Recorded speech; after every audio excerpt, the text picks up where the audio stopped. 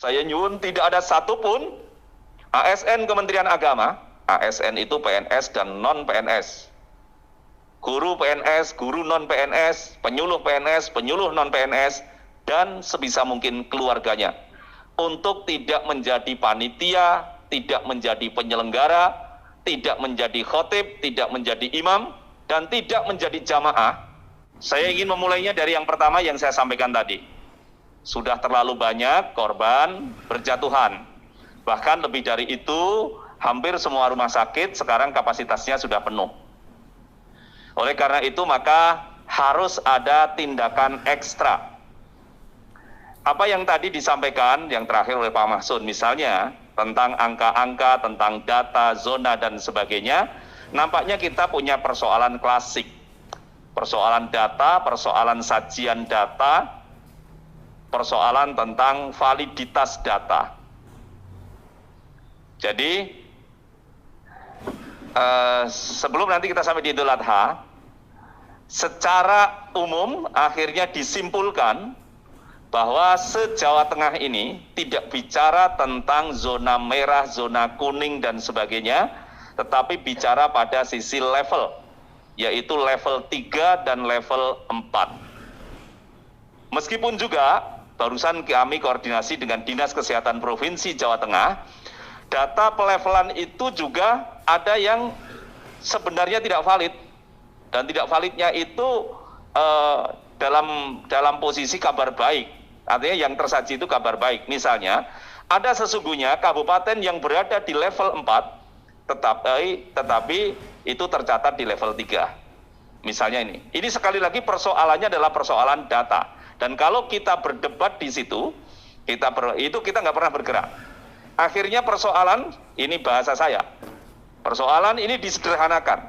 Se-Jawa Tengah kondisinya level 3 dan level 4. Level 3 dan level 4 sesungguhnya adalah konsumsi Dinas Kesehatan dan Bupati Wali Kota untuk ketersediaan sarana prasarana obat, rumah sakit, dan sebagainya, dan juga laju penularan.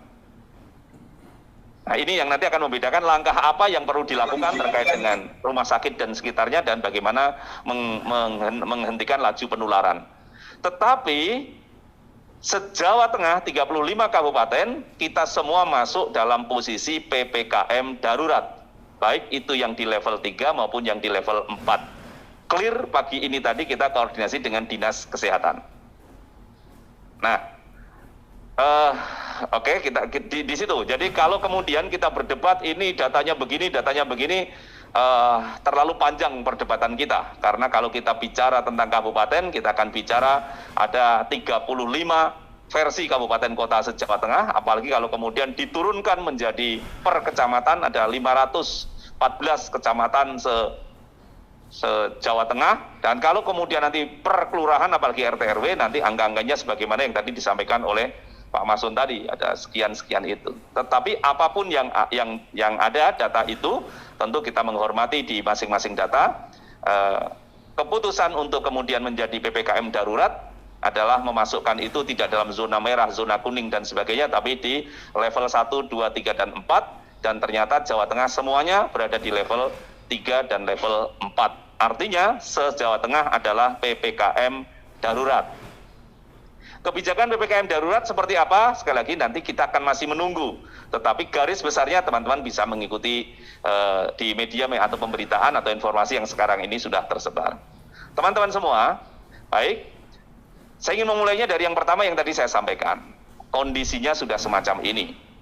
Hari Rabu, Kamis, Jumat kemarin, sebelum tadi Pak Ahyani menyampaikan pertemuan dengan Pak Dirjen dan staf khusus, Pak Dirjen Bimas Islam dan staf khusus Menteri Agama, saya mendampingi Gus Menteri di beberapa tempat, mulai dari Brebes, kemudian ke Pekalongan, kemudian ke Magelang, kemudian di Jogja, di Klaten, di Solo, dan Sukoharjo di Kartosuro.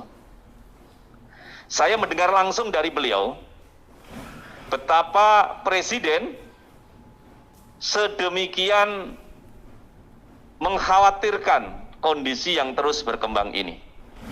Maka Presiden sebenarnya berkeinginan untuk mengundang dan meminta pendapat para kiai tetapi kondisinya tidak memungkinkan.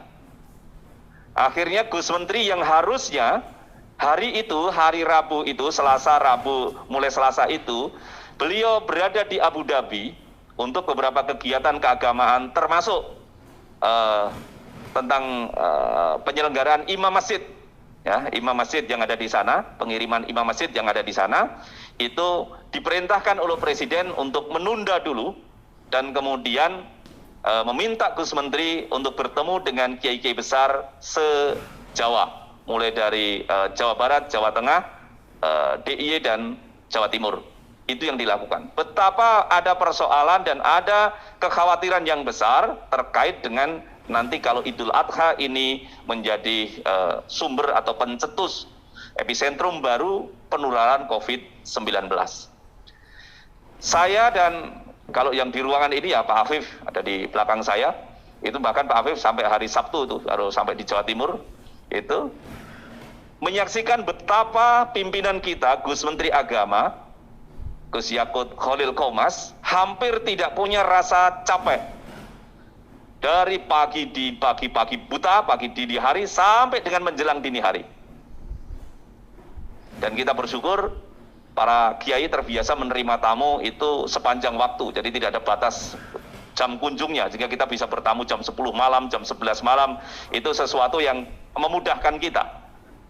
Kita juga tahu betapa ada risiko besar ketika Gus Menteri harus bertemu dengan para kiai dan kemudian melaksanakan perjalanan yang sangat panjang. Taruhannya nyawa itu sudah gitu. Tetapi itu tugas yang harus dilakukan. Maka di hari Jumatnya, benar kata Pak Dirjen Bimas Islam, kita harus kerja keras. Kalau pimpinan memberikan contoh yang semacam itu, tentu itu memotivasi bagi kita semua untuk bekerja lebih keras lagi. Karena seharusnya pimpinan tinggal memberikan kebijakan dan menerima laporan di lapangan. Tetapi pimpinan-pimpinan kita bekerja di lapangan, sampai kemudian hal-hal yang sifatnya teknis. Ini menunjukkan bahwa ada persoalan serius, ada persoalan penting yang kita semua harus sefrekuensi. Belum lagi seperti mana yang saya sampaikan tadi. Ternyata kalau saya amati protokol kesehatan di lingkungan Satker Kementerian Agama, baik yang ada di Kanwil, yang ada di Kemenak, yang ada di madrasah, yang ada di KUA, dan di tempat-tempat kegiatan yang lain, belum kita laksanakan sepenuhnya dengan baik. Kita bisa mendapat banyak data dari mana penularan itu kemudian masuk di lingkungan kerja kita, tetapi dan kita bisa berdebat di situ, tetapi korban atau teman-teman kita yang kemudian dipanggil oleh Allah meninggal dunia karena terindikasi COVID ini sudah terlalu banyak. Saya belum dapat informasi yang terakhir hari ini, tetapi hari ini ada 2 sahabat kita yang meninggal. Yang pertama Pak Mashur Mursidi, beliau adalah Kepala KUA Bagalen Purworejo. Dan kemudian Pak Haji Thoyib Nur Rahman, beliau adalah Kepala KUA Batu Retno Wonogiri. Kita doakan 2 beliau dan sahabat-sahabat kita yang telah berpulang selama pandemi ini, mudah-mudahan diterima oleh Allah Subhanahu wa taala sebagai syuhada. Diterima Allah Subhanahu wa taala dalam radiyatan mardiyah, husnul khatimah. Al-Fatihah. A'udzubillahi minasyaitonir rajim. Bismillahirrahmanirrahim. Alhamdulillahirabbil alamin arrahmanir rahim maliki yaumiddin. Iyyaka na'budu wa iyyaka nasta'in ihdinas siratal mustaqim siratal ladzina an'amta 'alaihim ghairil maghdubi 'alaihim waladdallin. Oleh karena itu, sahabat-sahabat semua, maka saya menggariskan kita tidak boleh sembrono. Apa yang tadi disampaikan Pak Kabid Penais, Pak Kabid Urais, ayo kita menjadi teladan, harus dimulai dari diri kita, dimulai dari lingkungan kerja kita. Saya tidak ingin masih ada salam-salaman lagi, saya masih melihat di banyak tempat salaman masih terjadi, bahkan di Kanwil. Untuk kita niati menjalankan kewajiban agama menjaga keselamatan jiwa. Menjaga keselamatan jiwa adalah kewajiban agama. Dan kita harus samakan persepsinya. Samakan persepsinya. Jadi saya berharap ini. Kemudian pemakaian masker, jaga jarak, pengaturan WFO yang selama ini sesungguhnya sudah ada panduannya dari masing-masing daerah. Saya berharap teman-teman semua melihat ini dengan bijak. Jadi keputusan kepala daerah diikuti dengan baik, diikuti 100%, kecuali yang aneh-aneh. Tadi sudah ada disebut tadi, kabupaten ini, kabupaten itu, yang kepala daerahnya kadang-kadang dengan segala hormat pada beliau, tidak sejalan dengan apa yang menjadi kebijakan pusat. Jadi kalau di daerah itu WFH diberlakukan sekian persen, tolong teman-teman ikuti dengan baik. Pasti ini menyulitkan pekerjaan kita, tetapi akan lebih sulit lagi kalau paparan di lingkungan kerja kita menjadi banyak, baik yang terpapar maupun yang terinfeksi. Yang terpapar itu OTG, yang terinfeksi itu kemudian ada gejalanya. Termasuk pentata kelolaan lingkungan kerja kita. Jadi tempat cuci tangan kita, hand sanitizer-nya, jaga jaraknya, dan sebagainya, termasuk kemudian penyemprotan disinfektan dalam periodik. Di Kanwil sudah dilakukan setiap sore, kita lakukan penyemprotan sebagai upaya agar. Tetapi kita juga tahu di Kanwil beberapa teman juga kena. Ya meskipun sekali lagi kita bisa berdebat kenanya bisa di mana-mana gitu ya. Karena teman-teman di Kanwil itu selain rumahnya juga sebagian jauh-jauh, juga kegiatannya juga jauh-jauh, harus ke daerah-daerah. Maka untuk sementara ini setelah tanggal 2 ini kegiatan-kegiatan ke daerah kita hentikan dulu sementara. Untuk menjaga keamanan, keselamatan, dan kenyamanan kita bersama. Jadi samakan langkah, samakan frekuensi kita. Tidak usah berdebat ini bagaimana, termasuk bagaimana Piala Dunia. Gitu. Kalau toh ada yang tertular, ya biarlah yang di luar sana gitu. Tapi sebenarnya juga nggak baik juga kalau kita berharap begitu ya. Tetapi kita sendiri di lingkungan di Indonesia, di Jawa Tengah, khususnya di lingkungan Satker, di jajaran Kanwil Kementerian Agama Provinsi Jawa Tengah harus dijaga betul dan semua harus berperan, saling mengingatkan. Dan saya harus minta maaf pada teman-teman daerah, kalau mungkin sekarang ini, belakangan ini teman-teman Satpam Kanwil di depan itu terlihat lebih tegas. Tapi saya sampaikan tidak boleh keras. Jadi yang tegas tapi tidak keras, karena tegas tidak harus keras. Efektif semuanya, sarana prasarana kita, tata kelola kita, saya berharap efektif. Satgas COVID minimal ketemulah sebulan sekali untuk membincangkan apa yang terjadi. Apakah itu Satgas COVID yang ada di Kanwil, Satgas COVID yang ada di kabupaten kota, di madrasah-madrasah, bincangkan itu dan kemudian evaluasi apa yang terjadi. Kemudian yang kedua, kita harus memulai ini semua dari integritas pribadi kita. Maka saya perintahkan kepada semua ASN Kementerian Agama, baik PNS maupun non-PNS, guru PNS, guru non-PNS, penyuluh PNS, penyuluh non-PNS, tenaga KUA, pramubakti, dan semua, syukur termasuk keluarganya. Siapa keluarga? Bapak, Ibu, kandung dan mertua kita. Siapa keluarga? Saudara kandung dan saudara ipar kita. Siapa keluarga? Anak kandung dan anak tiri kita. Ini keluarga menurut aturan kepegawaian.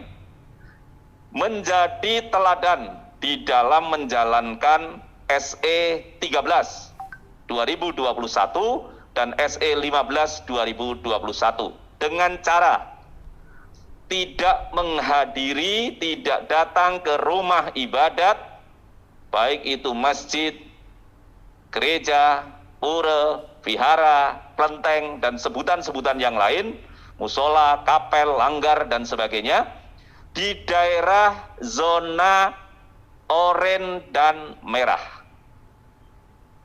Tadi sudah dicontohkan oleh Pak Kabid Penais, itu. Meskipun masjidnya ada di depan rumah kita, di latar kita, kalau itu zonanya oranye dan merah, kita masih pakai istilah zona, itu kegiatan ditutup, kegiatan ditiadakan.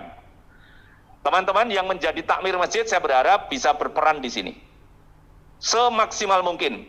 Kalau pakai bahasanya Pak Arifin, sebijaksana mungkin. Karena ada juga tulisan itu terlihat bijaksana, tetapi juga menakutkan, terlihat menakutkan juga bijaksana. Kemarin saya lewat di depan Polda, itu ditulis besar-besar itu dalam baliho besar itu, pakai masker harga mati, tidak pakai masker bisa mati. Itu ditulis besar-besar itu. Tentu itu bahasa polisi, bahasanya penyuluh tentu berbeda. Nah, gitu. Bahasanya penyuluh mungkin seperti yang ada di sebelah kanan saya, stiker bunder itu. Sholat ke masjid, jangan lupa masker dipakai. Saya berharap ini nanti juga bisa diperbanyak, nanti di bagian ketiga nanti akan saya sampaikan. Jadi yang pertama itu, kegiatan sehari-hari mulai hari ini. Kalau itu lingkungan kita, terutama di kantor, itu zona oranye dan merah, Nyuntulung masjidnya sementara ditutup. Sebagaimana juga Masjid Kanwil. Hari ini atau sejak kemarin kita tutup karena Kecamatan Kaliwiru itu dalam kondisi merah. Ini kita melaksanakan instruksi Menteri Agama. Jadi kalau nanti ada pertanggungjawaban, ya gundelane ke instruksi Menteri Agama. Yang kedua, khusus yang Muslim terkait dengan Idul Adha. Saya nyuwun tidak ada satupun ASN Kementerian Agama, ASN itu PNS dan non-PNS, guru PNS, guru non-PNS, penyuluh PNS, penyuluh non-PNS, dan sebisa mungkin keluarganya, untuk tidak menjadi panitia, tidak menjadi penyelenggara, tidak menjadi khotib, tidak menjadi imam, dan tidak menjadi jamaah kalau ada penyelenggaraan Idul Adha di daerah oranye dan merah. Ini pelanggaran instruksi Menteri Agama. Jadi sudah jelas, tadi kalau ditanyakan oleh Pak Masun, gimana dengan janji? Ya kalau itu daerah itu oranye dan merah, kita katakan kita siap jadi imam, kita siap jadi khotib, tetapi nanti pada detik terakhir, nanti kita sepakati, menurut saya adalah paling tidak 5 hari sebelum pelaksanaan kita sudah tentukan petanya, karena dari 5 hari itu bisa berkembang yang tidak baik. Kalau itu sudah merah, maka dugaan kita dalam 5 hari ke depan, oranye, dugaan kita dalam 5 hari ke depan, turun menjadi kuning atau dari merah menjadi oranye, itu sulit. Jadi 5 hari kita juga sudah menentukan. Jadi kira-kira tanggal 15, kita sudah bisa memberikan jawaban, karena daerah itu daerah oranye, karena daerah itu daerah merah, maka dengan sangat terpaksa, mohon agar penyelenggaraannya dibatalkan dan sholat di rumah. Apalagi kalau nanti kebijakannya sesuai dengan kebijakan PPKM darurat, maka seluruh Jawa Tengah yang tadi masuk level 3 dan 4 tidak ada penyelenggaraan sholat Idul Adha secara umum, baik itu di masjid maupun di lapangan dan di tempat yang lain. Baik itu yang mengatakan zona hijau, zona kuning, zona oranye, zona merah, semuanya, karena kita masuk level 3 dan level 4. Tetapi kepastian ini masih kita tunggu kepastiannya seperti apa. Tapi kalau pakai dasar PPKM darurat, maka kita bisa memprediksi, karena Idul Adha akan terjadi tanggal 20 Juli, dan itu adalah masa akhir PPKM darurat. Kita belum tahu apakah nanti akan diperpanjang atau tidak. Mudah-mudahan sudah membaik dan tidak diperpanjang. Dan maka kita bisa memprediksi yang terpahit, yang terburuk adalah se-Jawa Tengah tidak ada sholat Idul Adha di masjid, di lapangan maupun di tempat-tempat terbuka lainnya. Semuanya sholat Idul Adha di rumahnya masing-masing dengan keluarga inti, sebagaimana dulu Idul Fitri tahun lalu kita laksanakan. Jadi kalau tahun lalu Idul Fitri kita laksanakan di rumah masing-masing, kemudian Idul Adha sebagian besar bisa dibuka, kemudian kemarin Idul Fitri itu bisa kita buka. Nah, kali ini giliran Idul Adha kondisinya yang memburuk sehingga tidak bisa kita buka. Saya kira sudah cukup.